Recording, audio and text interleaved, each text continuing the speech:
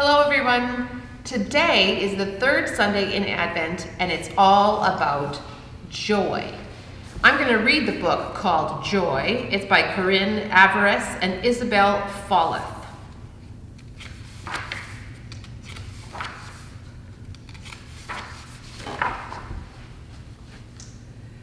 Fern loved Nana. She loved her butterfly cakes, her mantelpiece mice, and her cat, Snowball. Most of all, she loved her smile. But recently, Nana had stopped baking cakes. The mice were dusty, and Snowball was more like a ball of fuzz. Worst of all, Nana hardly ever smiled. "What's wrong with Nana?" Fern asked her mother. "I don't know," Mom replied. It's like the joy has gone out of her life." "What's joy?" asked Fern. "Joy is what makes your heart happy and your eyes twinkle. Like when we all dance after dinner, or when I get the giggles with Ernie, or when I go whooshing down a slide." "Yes, a great big whoosh," said Mom. Nana deserved some whoosh, thought Fern, and if the joy had gone out of Nana's life, then she would bring it back. But where would Fern find it, and how would she carry it to Nana? She searched the house for a catching kit, a can, a paper bag, a saucepan, a box with no lid, a lid with no box, a fishing net, and a pointy stick. Into Fern's catching bag it all went. That afternoon, Fern and her mother set off for the park. There would be plenty of joy there. No one would mind if she borrowed some from Nana. A puppy bounded toward Fern, its floppy ears flying up and down. Bounce, bounce, bounce. Fern giggled.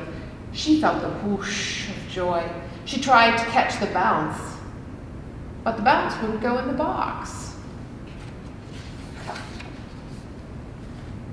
On the swing, a baby chuckled each time her daddy tickled her feet. Tickle, tickle, chuckle, chuckle. Fern chuckled too. She felt a whoosh of joy. She tried to catch the chuckles, then she tried to catch the tickles, but neither the chuckles nor the tickles would go in the can. When Fern reached the duck pond, a shimmer of sun sparkles rippled across the water. Fern smiled. She felt the whoosh of joy. Nana would love this, she thought. She tried to catch the sparkles, first with her fishing net, then with her paper bag, finally with a scoop from her saucepan. But the sparkles just disappeared.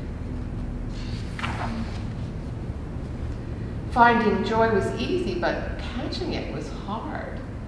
Fern walked home with heavy feet. She loved Nana and wanted to bring joy back into her life, but her catching bag was empty.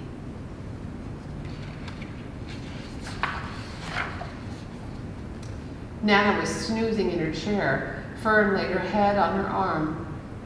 "What's the matter?" asked Nana. "I wanted to catch some joy for you, but couldn't," said Fern sadly. Fern told Nana about all the things she had seen. To Fern's surprise, Nana smiled. It was the biggest, widest whoosh of a smile Fern had ever seen. "You don't need a can or a box or a net to bring me joy," Nana said. "You bring me all the joy in the world just by being you." The next day, Fern took Nana to the park. Whoosh! Together they found joy in the most unusual places.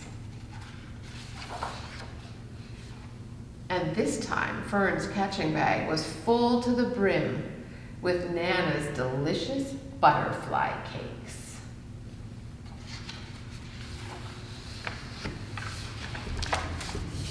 Thanks for joining me today. I hope you'll come next week. Remember that below this video is a link that has all kinds of activities there that Darcy has created around this book called Joy. We'll see you next week.